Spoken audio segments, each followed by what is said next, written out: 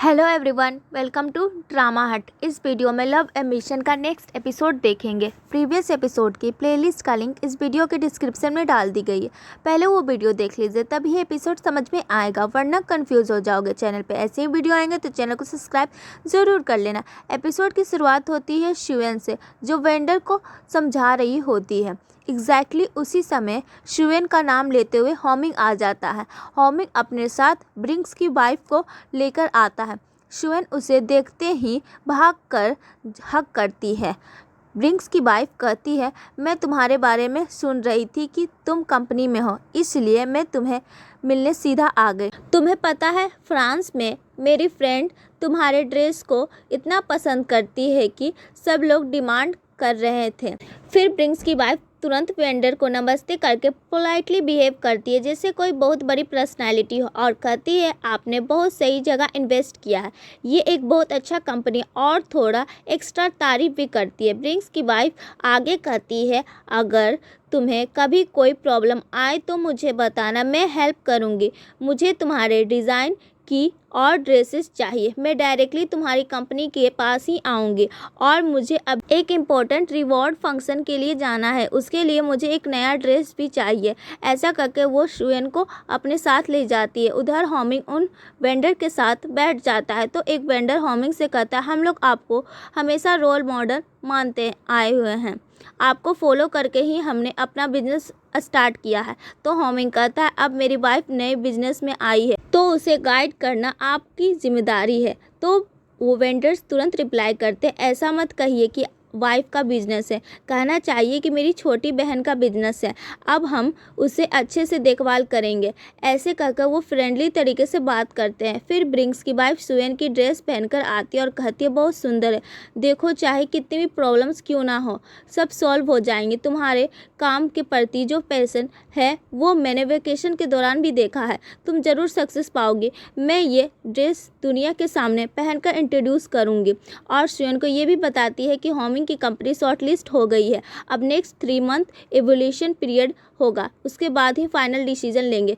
तो शिवेन कहती है, इसलिए अगले 3 मंथ हम बार बार मिलेंगे। उसके बाद ब्रिंक्स की वाइफ अपने कार में बाय कहकर चली जाती है। शिवेन होमिंग का शुक्रिया अदा करती है, आज के लिए तुम्हें थैंक यू। होमिंग चुपचाप उसे देख रहा होता है। वो कहता है, सॉरी, मैंने शायद थोड़ा ज़्यादा कर दिया, मैं तो सिर्फ हेल्प करना चाहता था, इसलिए उसे यहाँ लाया। होमिंग और कहता है, मैं तुम्हें एक और हेल्प करना चाहता हूँ, मुझे पता है कि तुम पैसा नहीं लोगे, इसलिए मैंने एक और आइडिया सोचा। एक कंपटीशन हो रहा है, ये कंपटीशन ब्रांड के लिए बहुत इम्पोर्टेंट होता है।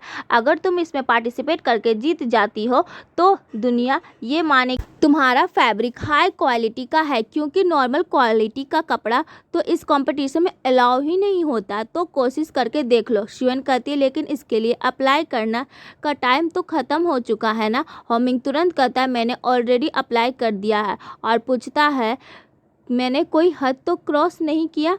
शिवेन बहुत इमोशनल हो जाती है और कहती है, थैंक्स। होमिंग वहाँ से निकल जाता है। अब शिवेन के दिल में होमिंग के लिए धीरे धीरे थोड़ा थोड़ा प्यार और अटैचमेंट बढ़ने लगती है। शिवेन ऑफिस में आकर मीटिंग रखती है, अपकमिंग कंपटीशन के बारे में बताती है। फिर सब मिलकर ड्रेस बनाने की तैयारी में लग जाते हैं।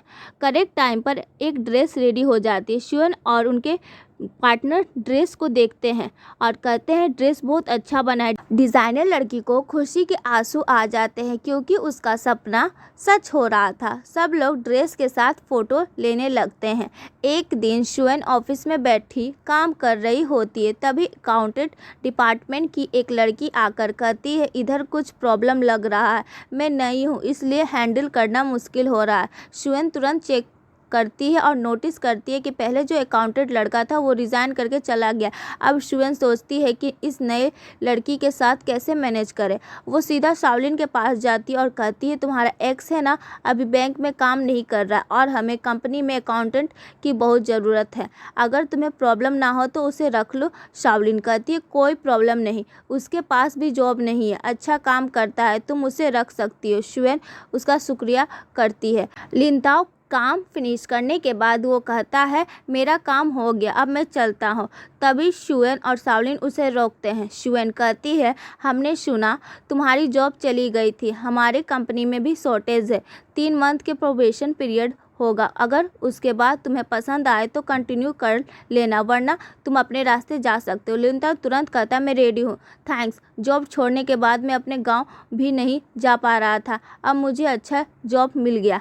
फिर शुएन वापस काम करने शुरू कर देती है। तभी शाओलिन के फ़ोन में एक मैसेज आता है। वो मैसेज शाओलिन शुएन को दिखाती, उसमें लिखा था कि कंपटीशन में आपकी कंपनी को रिजेक्ट कर रहे हैं। शुएन तुरंत कंपटीशन अथॉरिटीज़ के पास जाती है। वहां उन्होंने सीधा कह दिया, हम कुछ नहीं कर सकते, तुम्हारी कंपनी रिजेक्ट हो गई है, हमारे हाथ में कुछ नहीं है। डिज़ाइनर लड़की गुस्से में चिल्लाने लगती है, हमारे कपड़े हाई क्वालिटी के हैं। लेकिन वो लेडी सुने बिना वहाँ से चली जाती है। सब लोग शॉक में रह जाते हैं। वहाँ होमी को पता चलता है कि शुएन की कंपनी रिजेक्ट हो गई है क्योंकि उसके ऊपर नेगेटिव रेपुटेशन है। फिर होमी अपने असिस्टेंट से कहता है, जो इंटरव्यू के लिए आए हैं उन्हें बुलाओ।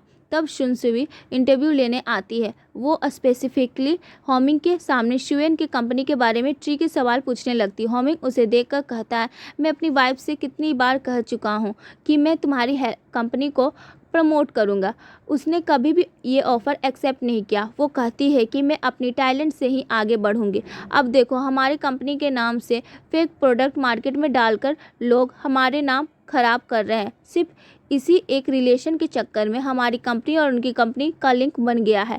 लेकिन मैं अपनी वाइफ को पहले ही कह दिया था, जो भी गलत इन्फॉर्मेशन स्प्रेड करेगा मैं उसके अगेंस्ट केस फाइल करूँगा। ये साइबर बुलिंग है और इस पर चुप रहना गलत है, मैं ऐसे होने नहीं दूंगा। अगर किसी ने मेरी वाइफ को टारगेट करके साइबर बुलिंग किया तो मैं ज़रूर उसके अगेंस्ट केस डालूंगा। ये इंटरव्यू टेलीकास्ट हो रहा था। शुएन बैठकर सब देख रही होती।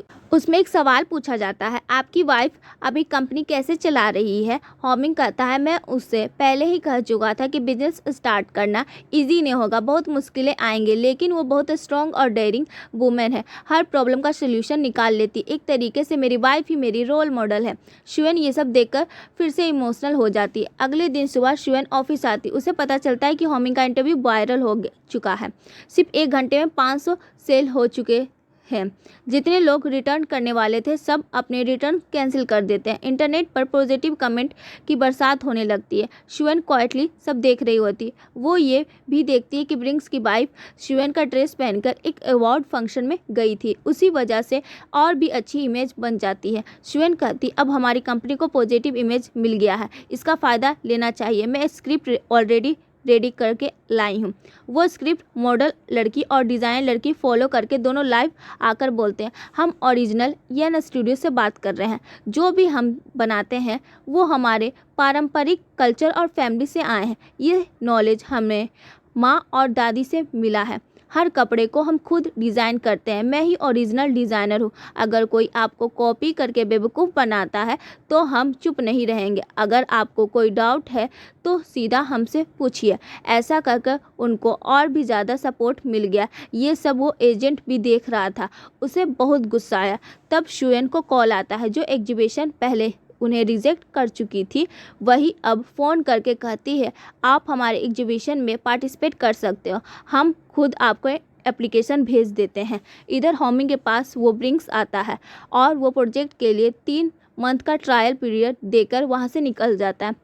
उधर यूमिंग ऑफिस में शाओलिन से मिलने आता है। तभी लिनताओ ऑफिस से निकल रहा होता है। लिनताओ तुरंत यूमिंग से कहता है, तुम गलत मत समझना, मैं सिर्फ यहाँ ऑफिस में काम कर रहा हूँ, मेरा और शाओलिन का कोई रिश्ता नहीं। शाओलिन ने तुम्हें ऑलरेडी सब बता दिया होगा। यूमिंग कहता, ओके ठीक है। तभी शाओलिन आती है। लिनताओ उन्हें बाय बोलकर निकल जाता है। शाओलिन तुरंत सॉरी बोलती, मुझे पहले तुमसे कहना था कि मैं उसे जॉब पे बुलाई हूँ, लेकिन मैं भूल गई। यूमिंग कहता, कोई बात नहीं, मुझे तुम पर पूरा भरोसा है, हम सब अडल्ट्स हैं, स्टूपिड बिहेव नहीं करना चाहिए। ऐसा कहकर वो शाओलिन को साथ ले जाता है। एग्जीबिशन के ड्रेस रेडी हो जाता है, मॉडल्स भी रेडी होते, एक रिहर्सल चल रही होती है। शुएन सबको देख रही होती है। सब ठीक ठाक परफॉर्म करते हैं। मेन मॉडल रिहर्सल के बाद शुएन को हक करके निकल जाती है। शुएन सोचती है, म्यूजिक सही है, लाइटिंग सही है, स्टेज सही है और ड्रेस और कॉस्ट्यूम सब परफेक्ट है। सबने अच्छे से रिहर्सल किया, लेकिन फिर भी मुझे लग रहा है कि कुछ मिसिंग है, एक इमोशनल टच नहीं आ रहा। तभी एक आवाज़ आती, तुम्हें इमोशनल टच फील नहीं ना हो रहा है? शुएन, मुड़कर देखती है, वो होमिंग होता है। शुएन कहती है, सच में मुझे समझ नहीं आ रहा, प्रैक्टिकल सब सही है लेकिन इमोशनली लग रहा है कुछ मिसिंग है। होमिंग तुरंत कहता है, मुझे कॉस्ट्यूम के बारे में कुछ नहीं पता लेकिन मुझे एक बात पता है, जब मैं एक बिल्डिंग बनाता हूँ तो उसमें इमोशनल वैल्यू तब आती है जब मैं सोचता हूँ कि इस वक्त मैंने क्या फील किया। तुमने जब पहली बार डिज़ाइन इंडस्ट्री में एंट्री की थी तब तुमने क्या सोचा था? तब शुएन कहती है, ये ड्रेस और डिज़ाइन हमारे ट्रेडिशनल आर्ट से आए हैं, ये जनरेशन टू जनरेशन आते, दादी से माँ, माँ से बेटी, बेटी से अपने बच्चों को, इस तरह से ही चलते रहते हैं। ये सुनते ही शुएन को एकदम स्पार्क मिलता है, उसके दिमाग में कुछ क्लिक करता है। तुरंत फ़ोन उठाकर कहती है, हम अभी एक मीटिंग रखने वाले हैं, जल्दी सब मीटिंग हॉल में आ जाओ, कहकर शुएन फ़ोन कट कर देती है। फिर शुएन होमिंग को थैंक यू बोलती है। फिर सीन शिफ्ट होता है एक न्यूज़ एंकर के पास जो येन स्टूडियो के बारे में बता रही थी और हम लोग टीवी पे देख रहे थे कि एग्जीबिशन शुरू होता है। रैम्प वॉक में मॉडल्स के साथ ग्रैंड मदर आते हैं, मिडिल एज लेडीज़ भी आते हैं, छोटी लड़कियां भी आती है, फिर छोटे बच्चे आते हैं। रैम्प का पूरा थीम होता है ट्रेडिशनल आर्ट जनरेशन। शो ख़त्म होने के बाद सब लोग एक साथ बैठकर खाना खाते हैं। शुएन सबको एड्रेस करके कहती है, यहाँ जो भी लोग बैठे हैं सबको पता है हमने कितनी मुश्किलें झेली हैं, इसलिए मैं ये जीत आप सबको डेडिकेट करती हूँ। लेकिन सबसे ज़्यादा इम्पोर्टेंट एक आदमी है जो मेरी बहुत हेल्प की, वो इंसान और कोई नहीं, जैंगलिंग है। ये सुनते ही होमिंग और यूमिंग बहुत ज़्यादा शॉक हो जाते हैं। होमिंग बहुत अपसेट हो जाता है, चुपचाप उदासी में बैठकर खाना खाने लगता है। शुएन बार बार साइड से होमिंग को देख रही होती। तब जिंगलैंग कहता है, तुम्हें एक बात पता, एक फ्रेंच आदमी को तुम्हारा ड्रेस डिज़ाइन बहुत पसंद आया, उसे तुमसे बात करनी है। वो फ्रेंच है, इसलिए अगर तुम थोड़ा बहुत फ्रेंच सीख लो तो अच्छा होगा, सिर्फ हाय बाय तक मैं तुम्हें सिखा देता हूँ। फिर वो शुएन को थोड़ा थोड़ा फ्रेंच वर्ड सिखाता है। शुएन हंसकर सीख रही होती है, दोनों आपस में बातें करते हैं किसी और को नोटिस किए बिना। ये सब देखकर होमिंग बहुत ज़्यादा जेलस फील कर रहा होता है और इसी सीन पर एपिसोड ख़त्म हो जाता है। अगले एपिसोड में क्या होगा ये जानने के लिए कंटिन्यू देखते रहिए। अगर वीडियो पसंद आए तो लाइक कीजिए, चैनल को सब्सक्राइब करके बेल आइकन जरूर दबाएं। अगले वीडियो मिलते हैं, तब तक के लिए बाय।